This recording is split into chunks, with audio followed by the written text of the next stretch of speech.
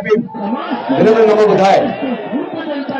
साथियों, आखिर ये भरोसा, ये विश्वास मोदी जी में और बीजेपी के नेताओं में कहां से आता है कि वो कहते हैं अब की बार 300 पार तो 300 पार आ जाती है, और इस बार कह रहे हैं अब की बार 400 पार। तो ये कहने का भरोसा उनमें आता कहां से है? ये कहने का भरोसा उनमें उस ईवीएम से आता है जिस ईवीएम को भारत इलेक्ट्रॉनिक्स लिमिटेड बनाती है, ECIL बनाती है, और उस कंपनी के 7 डायरेक्टर में से 4 डायरेक्टर बीजेपी के पदाधिकारी हैं। जो बीजेपी के 4 पदाधिकारी उस कंपनी के 7 में से 4 डायरेक्टर हैं। वो कंपनी ईवीएम बना रही है और ईवीएम के अंदर उन्होंने रियल टाइम क्लॉक लगा के रखा हुआ है।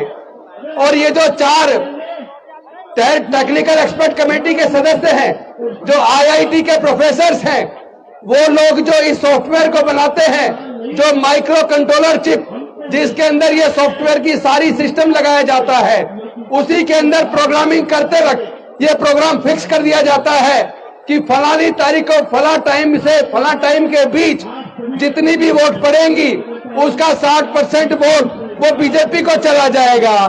तो फिर आप जितनी मर्जी वोट बीजेपी को हराने के लिए देते रहिए।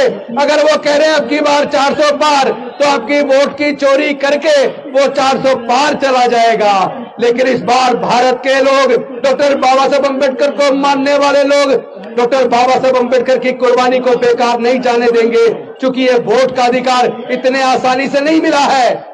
जब इस संविधान सभा के अंदर इस बात पे चर्चा शुरू हुई, अंग्रेज जानने वाले हैं, हमें अपनी सरकार चुननी है, वोट का अधिकार किसको मिलना चाहिए, तो संविधान सभा के ज्यादातर सदस्य वोट का अधिकार केवल ग्रेजुएट को, इनकम टैक्स पेई को और बड़े बड़े जमींदारों को देना चाहते थे। लेकिन डॉक्टर बाबा साहब अम्बेडकर जी ने सोचा, इस मनुस्मृति की वजह से जो धार्मिक बंदिश थी, हमारे लोगों को पढ़ने का अधिकार नहीं था, तो हमारे लोग ग्रेजुएट नहीं बन पाए। हमारे लोगों को व्यापार करने का अधिकार नहीं था, तो हमारे लोग व्यापारी नहीं बन पाए, तो इनकम टैक्स पेई भी नहीं बन पाए। हमारे लोगों को संपत्ति का अधिकार नहीं था, तो हमारे लोग जमींदार भी नहीं बन पाए। इसका मतलब ये लोग भारत के दलित, पिछड़े, आदिवासी को और महिलाओं को ये वोट का अधिकार नहीं देना चाहते। लेकिन डॉक्टर बाबा साहेब अम्बेडकर संविधान सभा के सामने अड़ गए और इस बात को उन्होंने पूरे संविधान सभा को मानने के लिए मजबूर कर दिया कि भारत में रहने वाले सभी लोगों को, अमीर हो या गरीब हो, स्त्री हो या पुरुष हो, पढ़ा लिखा हो या अनपढ़ हो, सबको एक वोट का अधिकार मिलेगा। वन वोट वन वैल्यू, यानी आपका एक वोट होगा और सबकी वोट की कीमत बराबर होगी।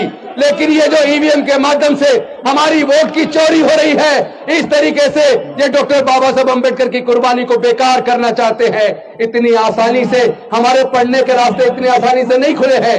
ये जो नौकरी का रास्ता मिला, तरक्की का रास्ता खोला, ये इतनी आसानी से नहीं हुआ। इसको दिलाने के लिए डॉक्टर बाबा साहब अम्बेडकर जी ने अपने 5 में से 4 बच्चे गंवा दिए, अपनी जवान पत्नी माता रमाबाई को गंवा दिया। तो हमारा सब कुछ इन्होंने जो लूटा है, ये अब चूंकि बाबा साहब ने जो रास्ता खोला था, इन्होंने शिक्षा को महंगा करके वो रास्ता बंद कर दिया और सब कुछ प्राइवेटाइज करके नौकरी का बस रास्ता बंद कर दिया, ठेकेदारी पर फैला दी, और अब ईवीएम के माध्यम से हमारी वोट की ये चोरी करते हैं। मैं वामन मिश्राम जी का धन्यवाद करता हूं।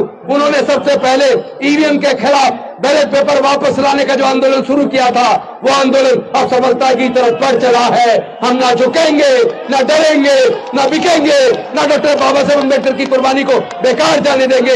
हर प्रकार की कुर्बानी देकर हम बैलेट पेपर वापस ला के रहेंगे। बहुत बहुत धन्यवाद। नमो बुद्धाय। जय भीम, जय भारत। बहुत बहुत धन्यवाद सर। हम